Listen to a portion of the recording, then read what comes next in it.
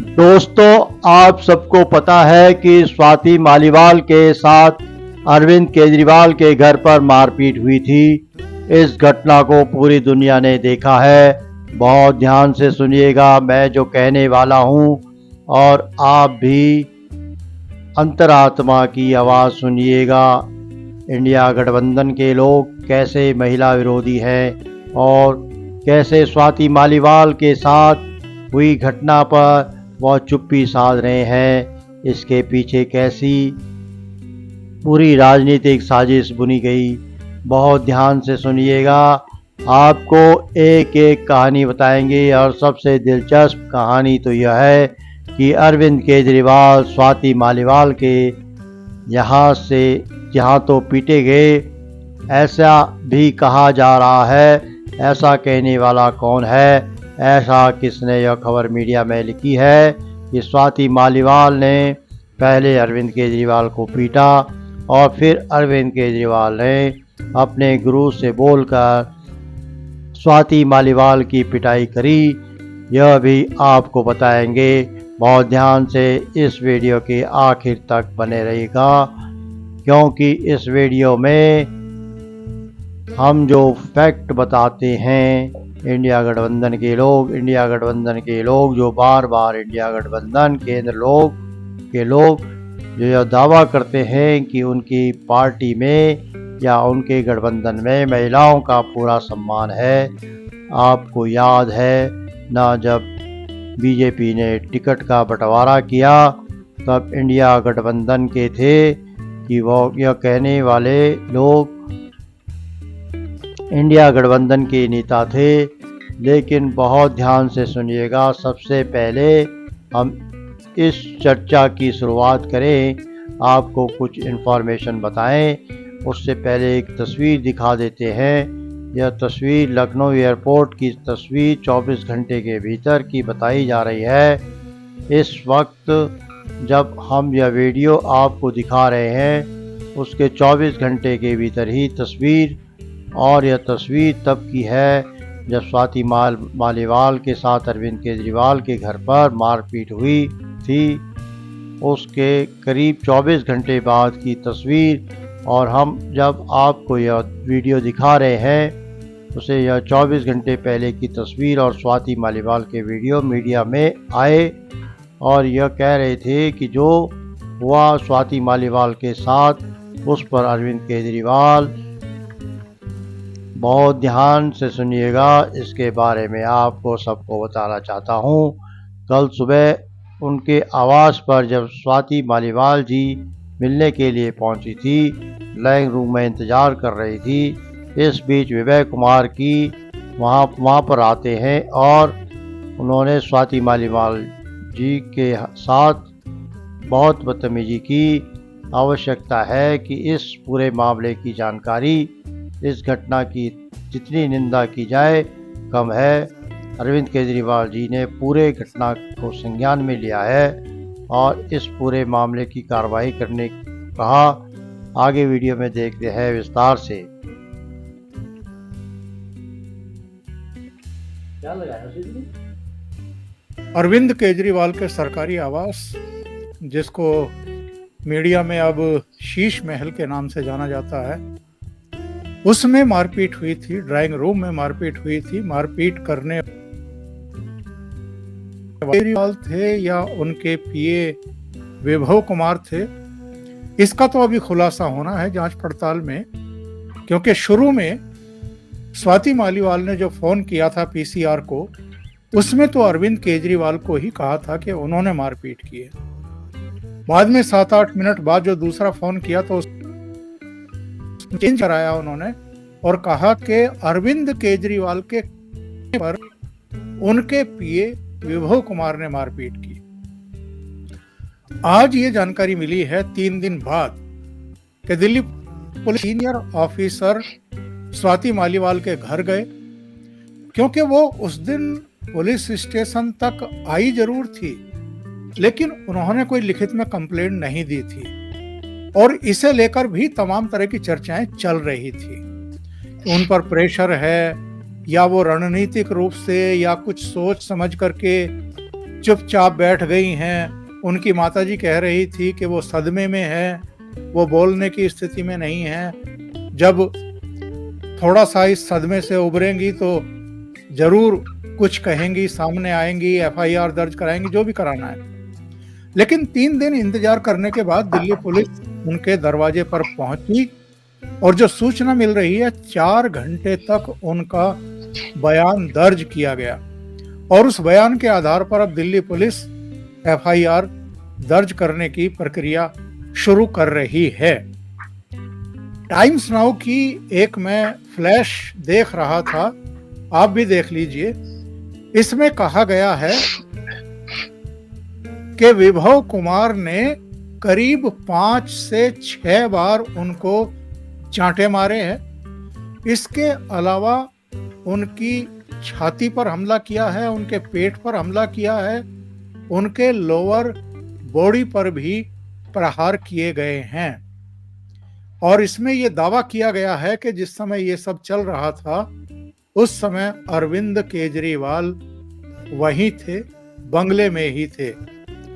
Drawing room में थे कि नहीं थे, अभी इसको साफ साफ कहने में भी मीडिया बच रहा है और दिल्ली पुलिस की तरफ से भी अधिकृत बयान अभी आया नहीं है। सीधे जुड़ते हैं प्रयागराज से, मेरे साथ वरिष्ठ पत्रकार अनुपम मिश्रा जी जुड़ रहे हैं और उनसे ही जानने की कोशिश करते हैं कि अब क्या होगा और 3 दिन क्यों लग गए। और अरविंद केजरीवाल की बेशर्मी देखिए, उनके जिस निजी सचिव पर ये सब आरोप लग रहे थे उनको लेकर के वो लखनऊ पहुंच गए और अखिलेश यादव के साथ प्रेस कॉन्फ्रेंस कर रहे थे बैठ करके। क्या अरविंद केजरीवाल को पता नहीं था कि दिल्ली के मीडिया और लखनऊ के मीडिया में अंतर है? दिल्ली का मीडिया हो सकता है उनसे ना पूछे और लखनऊ के मीडिया ने तो उनको घेर लिया और जो उनकी बॉडी लैंग्वेज थी, जो उनकी कपकपाहट थी, जो वो बौखला गए थे, माइक को कभी इधर सरका रहे थे, कभी उधर सरका रहे थे, वो भी हमने देखा है। पर ये जो नया घटनाक्रम है इस पर हम चाहेंगे कि अनुपम मिश्रा जी थोड़ा सा रोशनी डालें कि एक तो इतनी देरी कैसे हुई और अब क्या होने वाला है इसमें। जी अनुपम जी, बहुत स्वागत है आपका। नमस्कार। नमस्कार सर, थैंक यू। देखिए, हवाई जहाज उतरता है लखनऊ में तो उन्हें एक तो अंदाज नहीं था कि इतना मीडिया वहां इकट्ठा होगा। दूसरी बात, जिस बात पे वो गलतफहमी हो गया, उन्होंने समझ लिया कि वो मीडिया है जिसको फुल पेज विज्ञापन देके और करोड़ों और अरबों के विज्ञापन देके वो एकदम अपना पिट्ठू बना के घूमते हैं। तो उनसे कभी कोई सवाल नहीं पूछता कि क्या कहा और क्यों कहा। आज मैंने अपने चैनल घूमता है ना भी यही बात कही है, इस पर पूरा एक वीडियो बनाया सब, जिसमें मैंने कहा है कि उन्होंने उनको एक गलतफहमी थी कि दिल्ली मीडिया है, लखनऊ में वो आते हैं प्रेस कॉन्फ्रेंस के लिए। अच्छा, पहले लखनऊ में आने के पहले जब वो एयरपोर्ट पे उतरते हैं तो उनके पीछे पीछे ये गोले में आपको जो ये गंजा शख्स नजर आ रहा है, ये वैभव कुमार है। ये वही वैभव कुमार है जिसके लिए 2 दिन पहले संजय सिंह ने प्रेस कॉन्फ्रेंस करके कहा था कि अरविंद केजरीवाल बहुत नाराज हैं, इनके खिलाफ दंडात्मक कार्रवाई हो रही है, इनको पार्टी से बर्खास्त किया जाएगा। केजरीवाल साहब बर्दाश्त करने को तैयार नहीं है, एक महिला की इज्जत पे हाथ उठाया गया है, केजरीवाल के अंदर का एकदम जिसे कहना चाहिए भगवान जाग गया है, वगैरह वगैरह। बाद में इन्हीं को लेके केजरीवाल पहुंच जाते हैं। देखिए, बेशर्मी की आप लिमिट देखें साहब, मतलब कुछ नहीं तो उसको छोड़ के आ सकते थे ना। आप नहीं करना चाहते उसके खिलाफ कार्रवाई, दिक्कत क्या है? लोगों ने मुझसे पूछा कि अरविंद केजरीवाल उसको खुलेआम लेके क्यों घूम रहे हैं। मैं कहा भाई, लेके इसलिए खुलेआम घूम रहे हैं क्योंकि उन्हें मालूम उसको छोड़ के आएंगे या फिर उससे दूरी बनाएंगे या उससे नाराजगी करेंगे या फिर उसे किसी प्रकार की दंड देने की बात करेंगे, वो सरकारी गवाह हो जाएगा। वो अरविंद केजरीवाल के लिए क्यों जेल जाएगा भाई, वो सरकारी गवाह हो जाएगा।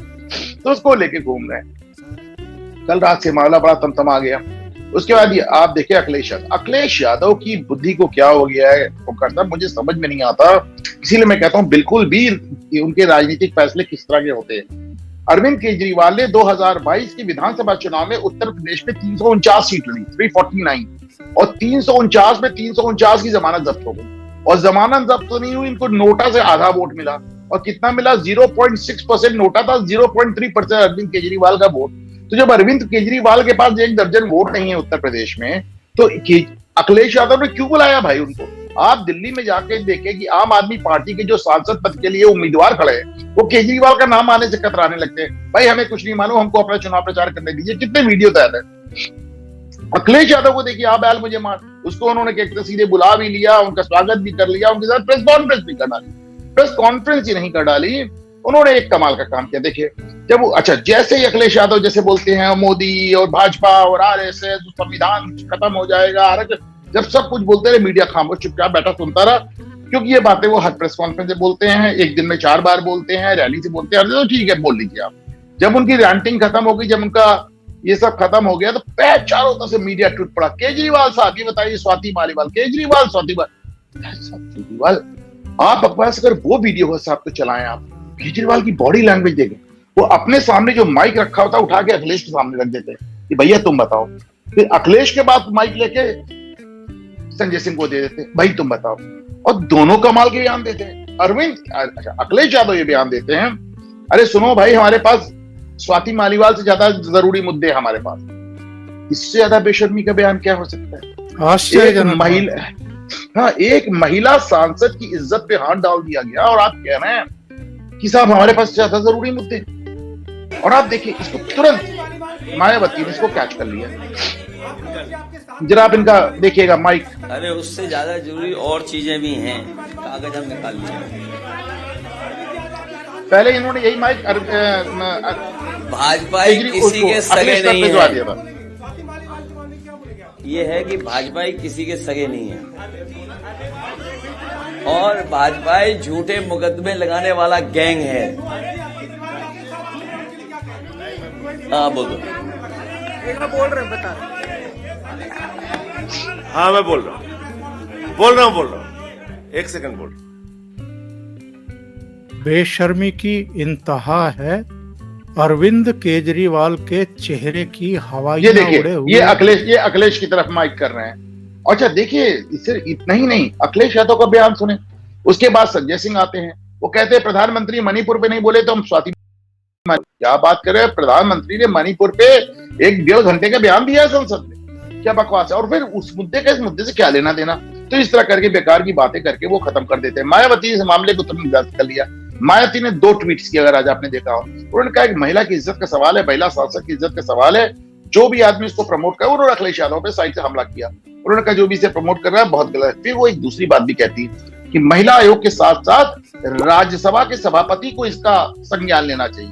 यानी कि जिस टाइम पर यह राजनीति में आया तो स्पष्ट तौर पर केवल और केवल एक साधारण आदमी जो हमारे किसी गली मोहल्ले के अंदर रहता है, 30-40 उम्र का, बच्चों को पढ़ाने वाला, इस तरीके की छवि वाला था अरविंद केजरीवाल। और अगर आप इसके राइज को देखते हैं तो ये नेता बन जाता है। और जिस तरीके से नेता भी किस वजह से बना कि भाई सीधी सी बात है, या तो एक तरफ गंभीर छवि, पहली बात आम आदमी की छवि, दूसरी बात आम आदमी के कपड़े पहनना, चप्पल वैसी पहनना, ढीली 5 रुपए वाला जो वो रेनल्ड्स का पेन था वो लगाना, और उसके बाद बहुत ही गंभीर छवि जिस तरीके से, और वहीं गंभीर छवि के साथ साथ सत्ता प्रतिष्ठानों के ऊपर आवाज उठाने वाला एक व्यक्ति जो बिल्कुल बहुत सीधे साधे तौर पर, या यूं कहें बहुत गंभीरता से सत्ता प्रतिष्ठानों के ऊपर आवाज उठा रहा था, क्वेश्चंस पूछ रहा था, आंदोलन कर रहा था। और रही सही कसर, सोच कर देखिए, जब ये सवाल वगैरह पूछ रहा है तो ऑब्वियस सी बात है कहीं ना कहीं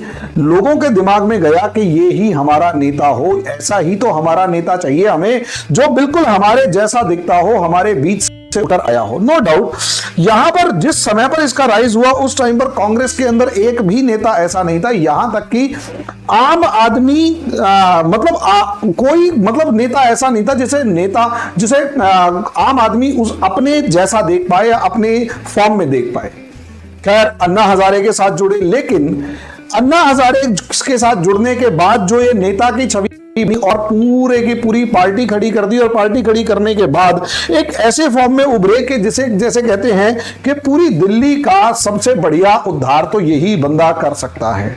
और एक ऐसी छवि बना ली और ऐसे लोगों का एक ग्रुप बना लिया बेनिफिशियरीज का, जो आज तक इसके साथ है। और मजे की बात ये, दिल्ली के अंदर 67 सीटें पर 63 सीटें, वोटिंग परसेंटेज लगभग उतने का उतना। यहां अगर आप मोटे तौर पर देखेंगे तो इसकी उस छवि को, जो इसने फ्री बिजली, फ्री फ्री पानी, फ्री वाईफाई और फ्री की पब्लिसिटी को छोड़ो, या वैसे भी तो उन सब उस छवि को हटाने या कमजोर करने, धूमिल करने या किसी भी मामले में ना तो अन्ना हजारे कम कर पाए, ना ही कुमार विश्वास कम कर पाए, ना ही अमानतुल्लाह खान जैसे गुंडों को अपने साथ रखने की वजह से उसकी वो छवि कम हुई, ना ही जितेंद्र सिंह तोमर जैसी फर्जी डिग्री रखने वाला मंत्री जो था उसके जेल जाने के बाद इसकी वो छवि कम हुई, ना ही मजे की बात ये लिकर स्कैम के अंदर भी इतना ज्यादा डेंट नहीं पड़ा।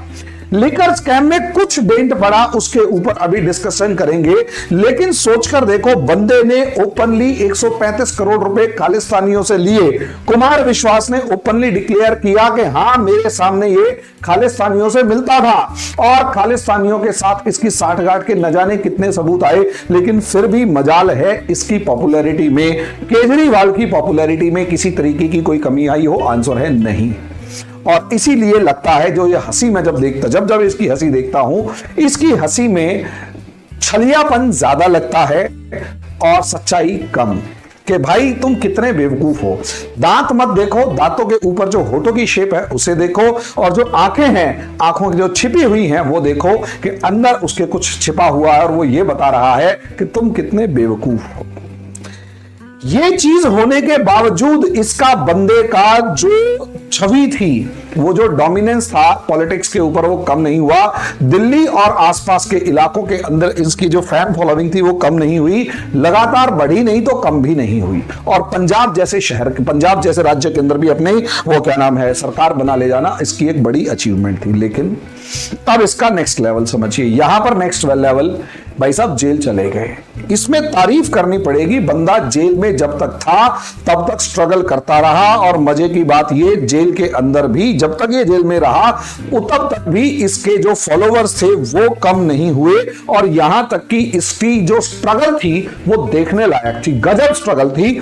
चाहे अभिषेक मनु सिंघवी की फॉर्म में हुआ, चाहे कोर्ट की फॉर्म में हुआ, चाहे सुनीता केजरीवाल, चाहे आतिशी मरलीना, सौरभ भारद्वाज, सारे के सारे लगे हुए हैं। और जेल के अंदर भी ये जिस तरीके से मतलब बुलंद आवाज के अंदर जिस तरीके से एग्रेसिव मैनर में सारे के सारे अलग लेवल पर खड़े हुए थे, और पूरी की पूरी कैंपेनिंग इनकी कहीं पर भी कम होती हुई नजर नहीं आ रही थी। कभी कुछ कभी कुछ कभी कुछ कभी कुछ। यकीन मानो एक बार अगर हम इसे बस भाई सीधी सी बात है, पुराना एक गुस्सा था उसे अगर छोड़ दिया जाए तो भाई यकीन मानो इसकी हिम्मत की दाद देनी पड़ेगी। बंदा किसी भी परिस्थिति में है, स्ट्रगल कर रहा है, मजा आ गया देख के इस चीज को। भले ही मैं इसका क्रिटिक हूं, लेकिन इस चीज की तारीफ करनी पड़ेगी कि बंदा उस एक्सट्रीम सिचुएशन के अंदर भी, जेल के अंदर रहने के बाद भी खबरों में बना हुआ था, और खबरों में बने रहने का हालात ये थी कि बंदा जेल में जब तक था तब भी इसकी जो मीडिया कवरेज थी वो राहुल गांधी से ज्यादा थी। राहुल गांधी से ज्यादा इसकी मीडिया कवरेज थी, इससे अंदाजा लगाकर देखिए। उसके बाद जेल से बाहर आने के बाद तो बंदे ने जो अपने आप को प्रोजेक्ट किया कि देख भाई शेर आ गया, शेर, और एक हीरो की तरह ग्रैंड एंट्री, और उसके बाद अपने आप को प्रोजेक्ट किया का ये चीज कहीं ना कहीं बिग ब्लो टू आम आदमी, बिग ब्लो टू मोदी था, और एक रिवाइवल ऑफ आम आदमी पार्टी दिखाई दे रहा था कि यहां से आम आदमी पार्टी अब उठ खड़ी होगी। इसे चित कर पाना बड़ा मुश्किल काम है, लेकिन भैया जैसा कि कपिल मिश्रा जी के ट्वीट में साफ नजर आ रहा है, और तजिंदर बग्गा जी के ट्वीट में साफ नजर आ रहा है, हम इन्हें सही मानकर यदि चलते हैं। महिला के 2 झापड़ों ने, चलो झापड़ नहीं पड़े, एक महिला के साथ पंगा लिया, महिला जो कि शुरू से इसके साथ रही, संघर्ष की साथी रही, छोटी से लेकर बड़ी बातों में उसको हमेशा साथ रखा गया, और एक महिला जो इतनी डीसीडब्ल्यू उसको पकड़ा रखा था, 223 बंदे बिना किसी बही खाते के अपॉइंट करे, और 9 साल तक उसको चलाया, और तानाशाह की तरह चलाया। सोच कर देखिए किस लेवल का अचीवमेंट रहा होगा या इस लेडी का, और किस लेवल पर विश्वास रहा होगा केजरीवाल का। 2 झापड़ का असर यह हुआ कि भाई साहब तानाशाह से देश को बचाने जो बंदा आ रहा था ना, वो ये कह रहा है कि बस स्वाति को मत बताना, क्योंकि जानता है कि ये जो स्वाति है भाई साहब ये तेरी वो बखियां उधेड़ेगी कि कुछ कहने की हद नहीं। यस, 2 थप्पड़ जड़ देने के बाद इसकी हालत क्या हो गई, खराब। तानाशाह कि नहीं। खैर बाहर आ रहा है बब्बर शेर, लेकिन बब्बर शेर स्वाति मालीवाल से डरता है। हालत ऐसी है कि भाई साहब पूरा 2 दिन घर से बाहर नहीं निकला। आप आज भी आम आदमी पार्टी का ट्विटर हैंडल उठाकर देख लो, जो आम आदमी पार्टी 21 मार्च के बाद या यूं कहें जब से बनी है तब से ट्विटर के ऊपर हर रोज कम से कम 4-5 उनकी प्रेस कॉन्फ्रेंस होती, हर मुद्दे पर इनका कुछ ना कुछ मामला होता, और 21 तारीख के बाद तो 4-4, 5-5 प्रेस कॉन्फ्रेंस थी। गायब, एक प्रेस कॉन्फ्रेंस नहीं है, एक बंदा दिखाई नहीं दे रहा, सब गायब। क्या हुआ भाई ऐसा कि सब गायब हो गया? असलियत में यहां इससे अंदाजा लगाइए, आज ये लखनऊ की प्रेस कॉन्फ्रेंस है, केजरीवाल पहली बार प्रेस कॉन्फ्रेंस में दिखाई दिया, और जैसे ही इससे सवाल पूछा गया कि भाई सीधी सी बात है, जो आम आदमी पार्टी के वॉरियर्स अरे शेर की तरह दहाड़ते थे, उन वॉरियर्स की हालत आज देख लो, भागते हुए नजर आते हैं। इनसे सवाल पूछ लिए जाएं, सवाल क्या जवाब देते हुए नजर नहीं आते। संजय सिंह और वंदना जो है वो जिस तरीके से भागती हुई नजर आ रही है, अंदाजा आप लगा लीजिए कि सवाल पूछे और भाग गई, सवाल पूछे और भाग गई। और जिस तरीके से केजरीवाल से पूछा गया आम आदमी पार्टी के, ये देखिए, ये केजरीवाल आपको लगता है उससे ज्यादा जरूरी और चीजें भी हैं।